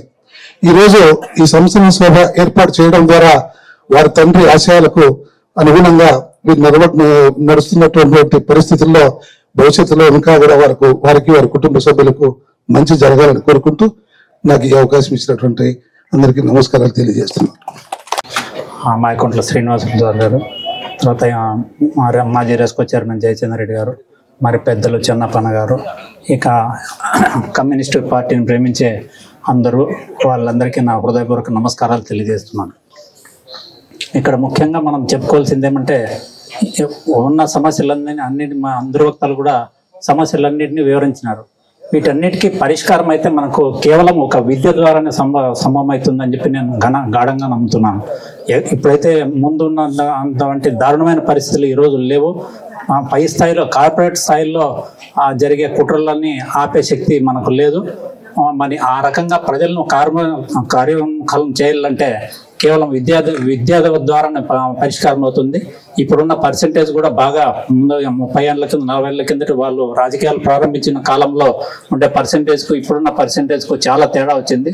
ఈ రోజు గమనిస్తే మనం చిన్న అర్జున వాళ్ళు గిరిజన తాండాల్లో కూడా ప్రతి ఒక్కరూ వాళ్ళ పిల్లల్ని చదివించుకొని వాళ్ళు విద్యాధిక్యం చేసుకొని ఈ సమస్యల పట్ల వాళ్ళకి స్పష్టమైన అవగాహన ఉంది.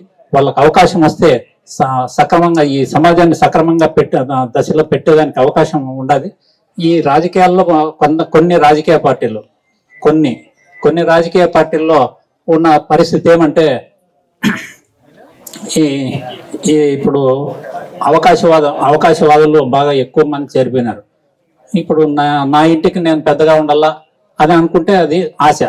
మరి నా వీధంతా నా కంట్రోల్లో ఉండాలా, ఊరంతా నా కంట్రోల్లో ఉండాలా, నియోజకవర్గం నా కంట్రోల్లో ఉండాలి, రాష్ట్రం నా కంట్రోల్లో ఉండాలి.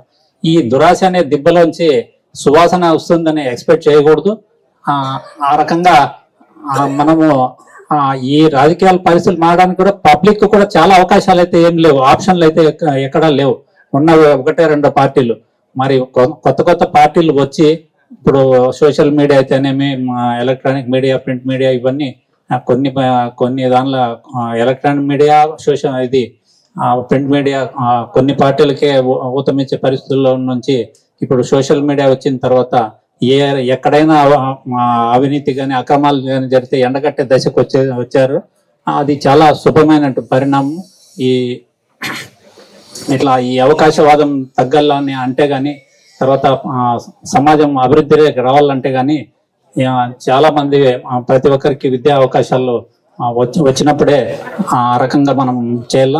తర్వాత మనకు ఈ దశలో ఉన్న మనం ప్రతి ఒక్కరికి ఈ అందరినీ నిలదీసే విధానం మనం అందరికీ నేర్పించాలా. ఎక్కడైనా అక్రమాలు జరిగితే మనం అందరూ నిలబడి ఈ రకంగా ఆ అక్రమాలని నిలదీసే పరిస్థితి చేసే పరిస్థితుల వల్ల ఈ కాలానికి మన బాధ్యత ఏముందో ఆ బాధ్యతను నిర్వర్తించే దాంట్లో మనం ముందుండి అందరికీ నలుగురిని ఆ రకంగా కార్యనిర్వహణ చేయాల్సిందిగా కోరుకుంటూ ఈ అవకాశం ఇచ్చిన పెద్దలందరికీ నా హృదయపూర్వక నమస్కారాలు తెలియజేసుకుంటూ విరమించుకుంటున్నాను. నమస్కారం. ఈ కాలనీ వాసులుగా మాట్లాడదలుచుకున్నాను. దాదాపు 8 సంవత్సరాలుగా 10 సంవత్సరాల సుదీర్ఘ పోరాటాల తర్వాత ఈ కాలనీ ఒక రూపురేఖలు ఈ స్థాయికి రావడానికి ఎంతో గట్టిగా కృషి చేసి భక్తి శ్రద్ధలతో తన ప్రతి నిమిషము ఈ కాలనీ మీద దృష్టి పెట్టిన విజయభాస్కర్ రెడ్డికి, వారి కుటుంబ సభ్యులకి అందరికీ ఈ ప్రత్యేకంగా ధన్యవాదాలు తెలుపుకుంటున్నాము. ఈ మరి ముఖ్యంగా ఈరోజు మీ పెద్దలు మాట్లాడిన దాంట్లో ఇంతకుముందు చేయదలుచుకున్న కార్యక్రమాల్లో ఇక్కడ ఒక కమ్యూనిటీ భవనం నిర్మించాలని చెప్పేసి చాలా ప్రయత్నాలు చేయడం జరిగింది. విజయభాస్కర్ రెడ్డి గారు చాలా మంది వ్యక్తులను కలవడం జరిగింది. చాలా ఎన్ఆర్ఐలతో ఈ ప్రాంతంలో మన వాసులందరితో ఎక్కడ ఉన్నా వాళ్ళ దగ్గరికి వెళ్ళి కలవడం జరిగింది. కానీ అది కార్యరూపంలోకి దాల్చేదానికి ఇంకా టైం పట్టే అవకాశం ఉంది. ఇక్కడ వచ్చిన పెద్దలందరూ దాన్ని ముందుకు తీసిపోయేదానికి దాన్ని ఎట్లా చేస్తే బాగుంటుంది అని చెప్పేసి ఆల్రెడీ ఒక స్కెచ్ అన్ని ప్రణాళికలు రూపొందించుకొని సిద్ధంగా పెట్టుకున్నారు విజయభాస్కర్ రెడ్డి. మనం అందరం కలిసి కనీసం వచ్చే వర్ధంతి లోపలైనా ఒక రూపురేఖలు దాన్ని పట్టేదానికి మీరందరూ ఈ కాలనీకి సహకరించాలని కాలనీ వాసులుగా మీ అందరికీ చేతులెత్తి నమస్కారం చేస్తున్నాను. దయచేసి తప్పకుండా ప్రతి ఒక్కరూ పెద్దారెడ్డి అభిమానులు కానీ కమ్యూనిస్ట్ అభిమానులు కానీ మనందరూ కలిసి సమిష్టి కృషితో ఆ కార్యక్రమం ముందు తీసేదానికి విజయభాస్కర్ రెడ్డికి మీరందరూ సహాయ సహకారాలు అందించాలని నమస్కారం తెలియజేసుకుంటూ విరమించుకుంటాను. Thank you.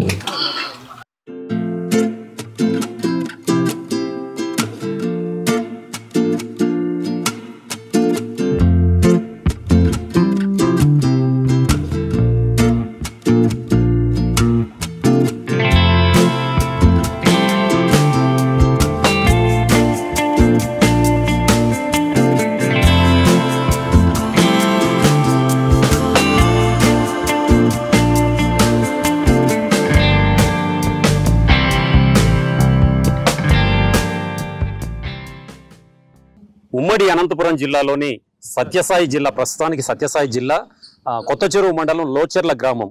ఇది ఒక విప్లవ వీరునికి పుట్టినిల్లు. లోచెర్ల పెద్దారెడ్డి గారు ప్రజానాయకుడిగా ఉంటూ ఒక ప్రజల సమస్యల్లో పరిష్కారం కోసం ఆయన చేసినటువంటి కృషిని ఇప్పటికి కూడా చాలా మంది ఆ గ్రామస్తులు కొనియాడుతున్నారు. ఇందుకు సంబంధించి ఈరోజు లోచెర్ల పెద్దారెడ్డి గారి వర్ధంతి సభకు వీళ్ళందరూ కూడా తండోపతండాలుగా ఇక్కడికి తరలి వచ్చారు. వారి కుమారుడు విజయభాస్కర్ రెడ్డి గారు కూడా ఇక్కడ ఉన్నారు. వారి మనవరాళ్ళు విజయభాస్కర్ రెడ్డి గారి మనవరాళ్ళు, అంటే ముని మనవరాళ్ళు మన పెద్దారెడ్డి గారికి. మరి ఈ సందర్భంగా ఈ లోచెర్ల గ్రామానికి చెందినటువంటి కొంతమంది గ్రామస్తులు ఇక్కడ ఉన్నారు. వారిని అడిగి కొన్ని విషయాలు తెలుసుకుందాం. చెప్పండి, మీ పేరు, మీరు ఎక్కడి నుంచి వచ్చారు, మీ పెద్దారెడ్డి గారిని మీరు చూసారా, వారితో మీకున్న అనుబంధం ఏంటి? మా పేరు చెన్నప్ప, బుక్కపట్నం మండలం నార్సింపల్లి.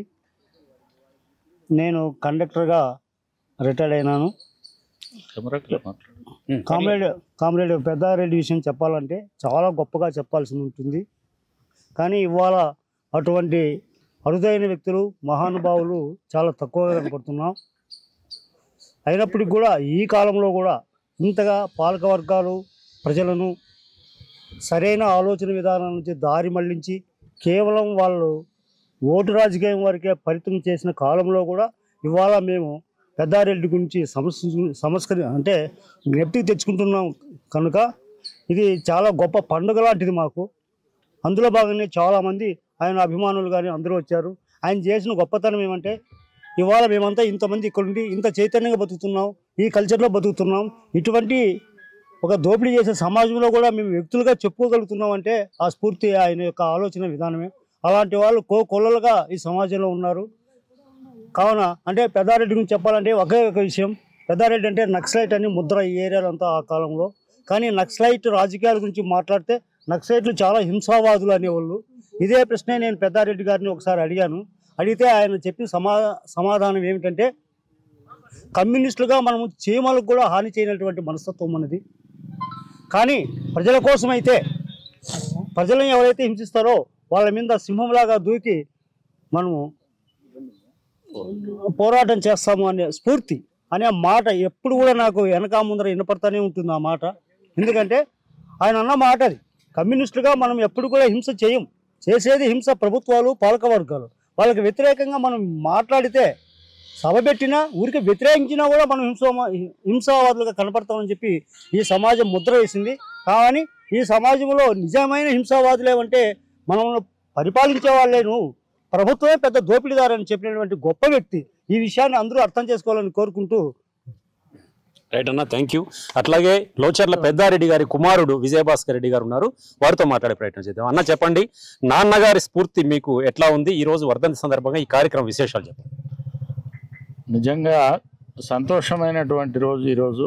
ఎంతోమంది మా గ్రామస్తులు, అలాగే పెద్దారెడ్డి గారిని ప్రేమించిన ప్రతి మనిషి చాలా దూరం నుంచి కూడా ఎంతోమంది రావడం అనేది జరిగింది. వారి మాటలు కూడా ఇక్కడ వచ్చిన వాళ్ళని ఉద్దేశించి సమాజంలో మానవత్వం అంటే మీ మనిషి ఎలా బతకాలి, ఏం సమస్యలు ఉన్నాయి, ఎలా బతకాలో నేర్పించినటువంటి ఒక ఆదర్శవంతమైనటువంటి జీవితం అనుభవించినటువంటి పెద్దారెడ్డిని సంస్మరించుకోవడం అనేది చాలా గొప్ప విషయం. ఈ సందర్భంగా వారందరికి కూడా ఆయన తనయునిగా వారందరికీ కృతజ్ఞతలు చెప్పుకుంటున్నా. ప్రతి సంవత్సరం ఇలాగే ఆ అభిమానుల మధ్య, శ్రేయోభిలాషుల మధ్య మరిన్ని వర్ధంతి సభలు జరపడానికి నా వంతు నేను కృషి చేస్తా. అలాగే వాళ్ళందరూ కూడా వాలంటీర్గా ఇప్పుడు కూడా అభిమానులందరూ కూడా వాళ్ళు ఆశించేది కూడా అదే, వాళ్ళు అభిమానించేది కూడా అదే, పెద్దారెడ్డిని కలకాలం పాటు అనుకోవాలని చెప్పి వాళ్ళందరూ కూడా మనసులో ఉన్నందుకు వారికి పేరు పేరున నేను కృతజ్ఞతలు చెప్పుకుంటున్నాను. ఓకే అన్న, థ్యాంక్ యూ. అట్లాగే ఇప్పుడు ఈ తరానికి అసలు పెద్దారెడ్డి గారి ఆశయాలు ఈ తరంలో కూడా వచ్చాయనడానికి వారి మునిమనవరాళ్ళు ఇక్కడ ఇద్దరు ఉన్నారు, వాళ్ళ పిల్లలతో మాట్లాడదాం. ఎందుకంటే ఆ పిల్లలకు కూడా వాళ్ళ గురించి ఏం తెలుసు, అసలు వాళ్ళ తాతగారు ఏం చెప్పారు, వాళ్ళ నాన్నగారి గురించి అనే విషయాలు కొన్ని తెలుసుకుందాం. అమ్మ, నీ పేరేంటి? సాక్షి. సాక్షి, ఏం చదువుతున్నావు? 6th class. ఏ స్కూలు? నారాయణ స్కూల్. ఓకే, ఇప్పుడు పెద్దారెడ్డి గారు మీ తాతగారి నాన్న కదా, తెలుసా? వారి గురించి ఏమైనా తెలుసా నీకు? మీ తాతయ్య ఏమైనా చెప్పారా? తాతయ్య నువ్వు చెప్తావా అమ్మా? చెప్పు. మీ తాతయ్య ఏం చెప్పాడు చెప్పండి. మీ తాతయ్య మీకు ఏం చెప్తుంటారు ఎప్పుడు? మంచివాడు మా తాత, అందరికి మంచి పేదలకు ఉపయోగపడ్డాడు కదా. చెప్పు, నీ లాంగ్వేజ్ లో చెప్పండి. మీరు నోట్తో ఓకే. నీ పేరమ్మా? నీ పేరు? పి భూమిరెడ్డి. ఏం చదువుతున్నావు? 4th క్లాస్ చదువుతున్నావు. ఓకే, ఈరోజు ఈ ప్రోగ్రామ్ చూసారు కదా ఇక్కడ, ఈ ప్రోగ్రామ్ చూసారు కదా, ఏం చెప్పదలుచుకున్నాను ఈ ప్రోగ్రామ్ సంబంధించి? ఏమర్థమైంది నీకు అసలు? పెద్దవాళ్ళందరూ మాట్లాడినారు కదా, విన్నారా? Okay, right. ఏదేమైనా ఈ పిల్లలు మనతో పాటు పార్టిసిపేట్ చేయడం, లోచర్ల పెద్దారెడ్డి గారి వర్ధంతి సభలో ఈ వీళ్ళు కూడా పాల్గొనడం అనేది చాలా సంతోషించదగిన విషయం. ఈ తరానికి కూడా ఖచ్చితంగా ఆయన ఆశయాలను చేరతాయనడానికి ఈ పిల్లలు ఈ సభలో పార్టిసిపేట్ చేయడమే ఉదాహరణ. తర్వాత ఇంకొక మిత్రుడు మనతో పాటు ఉన్నారు, లోచర్లకు సంబంధించి. ఎవరు? లోచర్ల గ్రామానికి చెందినటువంటి ఇంకో మిత్రుడు ఉన్నాడు, వారితో మాట్లాడు. చెప్పండి, పెద్దారెడ్డి గారిని మీరు చూసారా? పెద్దారెడ్డి గారికి సంబంధించి ఆయనతో ఉన్న అనుబంధాన్ని చెప్పండి. లోచర్ల గ్రామంలో మేము అక్కడే పుట్టి పెరిగాం కాబట్టి ఆయన తాతగారిని బాగా చూసాము. ఆయన చెప్పే మాటలు కూడా మేము చిన్నతనంలో బాగా విన్నాము. ఆయన బడుగు బలహీన వర్గాలని అభివృద్ధి వైపు నడిపించాలా, ప్రతి ఒక్కరూ అభివృద్ధి పదంలో నడవాలనేది ఆయన ఆకాంక్ష. ఆయన ఎప్పుడు చెప్పినా మనము కక్షలకు కార్పణాలకు దూరంగా ఉండాలా, ప్రజలందరూ సమానంగా ఉండాలని చెప్పేసి ఆయన ఎప్పుడు చెప్పేవాడు. గ్రామంలో తిరిగే టైంలో ఎక్కడన్నా అరుగుల మీద కూర్చొని కూడా చెప్పేవాడు. ఆయన ఆశయాలని మేము కొనసాగించాలని, ఆ గ్రామానికి చెందినటువంటి మేము ప్రతి ఒక్కరూ ప్రతినిధుతున్నామని చెప్పేసి ఈ సందర్భంగా చెప్తున్నాం. ఓకే, తర్వాత ఇంకా కొంతమంది ఇక్కడ లోచర్ల నుంచి వచ్చిన పెద్దలు ఉన్నారు. అన్న చెప్పండి, మీ పేరేంటి, అసలు పెద్దారెడ్డి గారితో మీకు ఎలాంటి అనుబంధం ఉంది, వారు చేసిన ప్రజా సంక్షేమ కార్యక్రమాలు ఏంటి, ప్రజల కోసం ఎట్లా పాటుపడ్డారు? నా పేరు లక్ష్మణ, ఎంగళమ్మ చెరువు, పుట్టపర్తి మండలము. పెద్దారెడ్డి మేము ఎన్నో దినాలు వేన్ల పరంతరము కనీసం ఒక 10 సంవత్సరాలు కలిసి తిరిగింటాము. ఉద్యమంలో పనిచేసినాము. ఉద్యమంలో పనిచేసేటప్పుడు మీరంతా యువకులంతా బాగా తయారయ్యి పేదోళ్ళని పైకి తేవాలనే ఉద్దేశంతో మీరు ముందుకు నడిచి బాగా ధైర్యంగా నిలబడి పోరాటం చేసి బాగా చైతన్యంగా చావాలని చెప్పి నేను కోరుకుంటున్నాను. బాగుండండి అని చెప్పేవాడు ఎప్పుడు. ఆయన చిరకాలము మాకు ఎప్పుడు మనసులోనే ఉంటాడు. మేము కలిసి తిరిగినాము కాబట్టి వయసు తీరా చాలా వయసు అయిపోయినా కూడా ఫారెస్ట్లో బాగా తిరుగుతా అన్నాడు.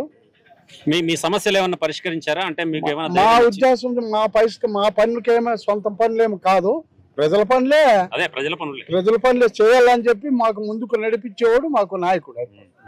ఈరోజు జూలై 1వ తారీఖు లోచర్ల పెద్దారెడ్డి గారు అనేటువంటి ఆయన సంస్థాన సభకు ఇచ్చేసినటువంటి ప్రతి ఒక్కరికి ధన్యవాదాలు తెలుపుకుంటూ, ఆయన బడుగు బలహీన మైనార్టీ వర్గాలకు ఎన్నో సేవా కార్యక్రమాలు చేస్తూ ఈ అణగారిన ప్రజలను అభివృద్ధి పథంలో నడిపించాలని చెప్పేసి ఆయన అహర్నిశలు కష్టపడుతూ అనేక పోరాటాలు చేస్తూ ఆయన ముందుకు సాగుతూ ఆయన జీవితం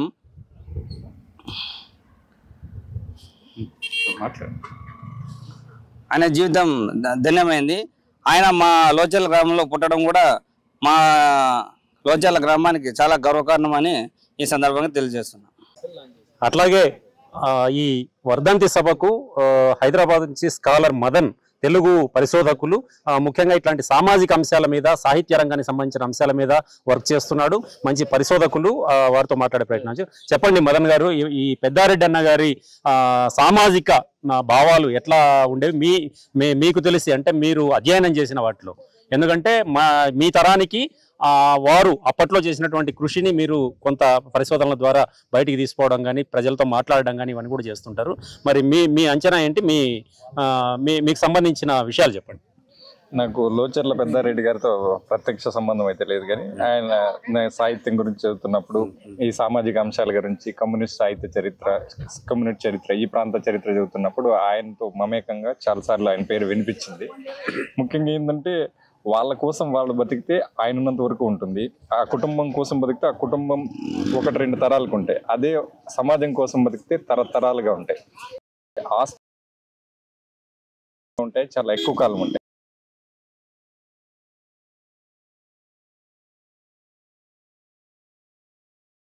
ఆయన ఈరోజు పూలమాల వేసి సత్కరించి నివాళులర్పించిన అంశంలో కూడా ఉంది. ఎందుకంటే ప్రజా జీవితం గడిపాడు. ఆ ఎన్కౌంటర్లు, అసలు ఇంత వ్యవస్థ సమాచార కమిట్మెంట్ మీలాంటి లిటరేచర్ మీకు కూడా తెలిసి ఉంటుంది. ఆ కమిట్మెంట్ ఏం ప్రయోజనాలు వస్తాయో తెలీదు.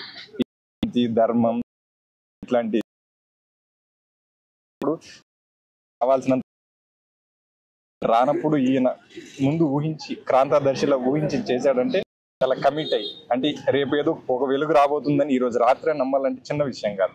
అలా నమ్మిన ఎంతో మంది మహనీయుల్లో ఈ ప్రాంతానికి సంబంధించినటువంటి వ్యక్తిగా లోచర్ ఉంటాడు. ఆయన ఉన్నత కుటుంబంలో పుట్టినా గానీ లేని వాళ్ళకు ఒక రావడం, ఆకలి ఉన్నా కూడా తోటి వాడికి పెట్టాలంటే చాలా విశాలంగా ఆలోచిస్తే గానీ జరుగుతుంది. పెద్దారెడ్డి నిజంగానే పెద్ద మనసున్న పెద్దారెడ్డి గారే. ఆ సార్థక నామధేయుడు అంటారు కదా, అటువంటి సార్థక నామధేయులైన ప్రజల జీవితాల్లో ప్రజల కొరకు ప్రజల కోసం జీవించారు. అందుకు ఆయన ప్రజల మధ్యనే ఉంటుంది ఆయన కీర్తి. రైట్, ఇది మదన్ చాలా మంచి మాట చెప్పాడు. ఆస్తుల కన్నా కూడా ఆశయాలు చాలా గొప్పవి. పెద్దారెడ్డి అనే పేరులోనే పేరులోనే కాదు, నిజంగా పెద్ద మనిషిలాగా ప్రజలందరి సమస్యల పరిష్కారం కోసం ఆయన కృషి చేశాడు. తన విలాసవంతమైన జీవితాలని కోరుకోకుండా ఆ విలాసాలని పక్కకు పెట్టేసి ప్రజల కోసం కష్ట నష్టాల్లో సుఖాల్లో ఆయన దగ్గరుండి వారితో పాటు తిరిగారు పల్లెలంతా కూడా. తర్వాత రెండు విషయాలు చెప్పండి. సార్ కూడా ఉన్నారు, చెప్పండి. సారు ఏదో ఒక వయసులో ఏదో చిన్న పొరపాటు జరిగితే ఆ పొరపాటు జరిగినందుకు సార్ని పోలీస్ స్టేషన్ లో సార్ మీద కేసు పెట్టాడు. అంటే తండ్రి కొడుకు మీద కేసు పెట్టడంటే నాకు అనుబంధాల కంటే నాకు సిద్ధాంతాలే ముఖ్యమని నిర్ణయించుకున్నాను. ఇంకో కీలకమైన విషయం ఏంటంటే, ఒక డాక్టర్ ప్రజా జీవితంలో ఉన్నప్పుడు మీ దగ్గరికి ఎవరైనా డబ్బు లేని వాళ్ళు వస్తే డబ్బు తీసుకోకుండా సాయం చేయండి. మరి నాకు డబ్బులు లేకుండా నా వృత్తి ఎలా నడుస్తుందంటే, నాకున్న 5 ఎకరాలు ఇస్తారంటే ఆయనకి ఉన్న 5 ఎకరాలని ఆ డాక్టర్ రాసిచ్చి ఆయన జీవితంలో చాలా మందికి ఉచితంగా వైద్యం, అంటే ఇప్పుడున్న వ్యవస్థలో వైద్యం వేరు, అప్పుడున్న వ్యవస్థలో వైద్యం వేరు. సో అలా తన భూమిని కూడా వదిలిపెట్టాడు. చాలా విశాలమైన భావాలు ఉన్నాడు. సో అట్లాంటి వాళ్ళకి ఇట్లాంటి పిల్లలు పుడతారు, అది ఖచ్చితం, దీంట్లో విశేషం ఏం లేదు. సో ఆయన కాబట్టి ఆయన కడుపుని ఇట్లాంటి వాళ్ళు పుడతారు కాబట్టి ఆయన ఆశయాన్ని కొనసాగిస్తున్నారు. ఇది ఈ తరం నుంచి ఇంకో తరానికి వారసత్వం ఖచ్చితంగా కొనసాగుతుంది. పెద్దారెడ్డి గారి ఆశయాల్ని విజయభాస్కర్ రెడ్డి సార్ ఖచ్చితంగా ఇంకో తరానికి సమర్థవంతంగా అందించాలని కోరుకుంటాను. ఆయన సజీవంగా తాజాగా అలాగే బతికించాలని కోరుకుంటున్నాను. థ్యాంక్ యూ మదన్ గారు. ఇప్పుడే మదన్ చెప్పినటువంటి ఈ విషయం, ఇట్లాంటి విషయం ఇంకొక విషయం కూడా ఉంది. అదేంటంటే తరిమెల్ల నాగిరెడ్డి గారు విప్లవోద్యమంలో ఉన్నప్పుడు వాళ్ళ నాన్నగారు చేసేటటువంటి బూర్జువా మనస్తత్వం కలిగిన కొన్ని పనులకు వ్యతిరేకించి వాళ్ళ నాన్నగారినే చంపడానికి కూడా ఒక ప్లాన్ వేయడం కూడా ప్రయత్నం కూడా జరిగింది. అంటే పార్టీలో అంతా కూడా చర్చించి, అంటే ఇక్కడ తండ్రి తనకు జన్మనిచ్చినటువంటి తండ్రి కన్నా కూడా తన ఆశయాలే ప్రజలే ముఖ్యమని చెప్పి ఆనాడు తరిమెల్ల నాగిరెడ్డి గారు అనుకుంటే, ఇక్కడ లోచర్ల పెద్దారెడ్డి గారు తన కుమారుడు ఏదో చిన్న విషయం ఎక్కడో తప్పు చేస్తే దాన్ని నా కొడుకే కదా అని వదిలేయకుండా పోలీస్ స్టేషన్లకు వెళ్ళి కేసు ఫైల్ చేయించి ఇది చేశారంటే, అంటే ఆ సంఘటనకు ఈ సంఘటనకు చాలా తారతమ్యం చాలా ఉంది అసలు. అంటే రెండింటికి కూడా సామీప్యత, ఒక అద్భుతమైనటువంటి సామాజిక సందేశం కూడా ఇందులో ఉంది. కాబట్టి ఈ 2 సంఘటనలు మదన్ గుర్తు చేశాడు. తర్వాత నాగిరెడ్డి గారి తండ్రి గురించి, నాగిరెడ్డి గారికి మధ్య జరిగినటువంటి సంఘర్షణ, ఇదంతా మానవ సంబంధాలు, ఇవన్నీ కూడా చాలా మంది చెప్తారు. మరి ఇట్లాంటి ప్రాంతంలో, ఇలాంటి అనంతపురం జిల్లాలో, సత్యసాయి జిల్లాలో అక్కడ నాగిరెడ్డి గారు, ఇక్కడ లోచర్ల పెద్దారెడ్డి గారు కూడా నాగిరెడ్డి గారికి శిష్యుడుగా, అక్కడ వాళ్ళ అనుచరుడుగా కూడా అప్పట్లో చేసినట్లు చెప్తున్నారు పెద్దలందరూ కూడా. కాబట్టి ఇలాంటి సామాజిక ప్రజా నేపథ్యం కలిగినటువంటి నాయకులు ఈ ప్రాంతంలో జన్మించడం అనేది ఈ ప్రాంతవాసులుగా అందరికీ కూడా గర్వకారణం. కెమెరామెన్ షాకీర్తో డాక్టర్ ఉద్దండం చంద్రశేఖర్, వెన్నెల న్యూస్ టీవీ, పుట్టపర్తి.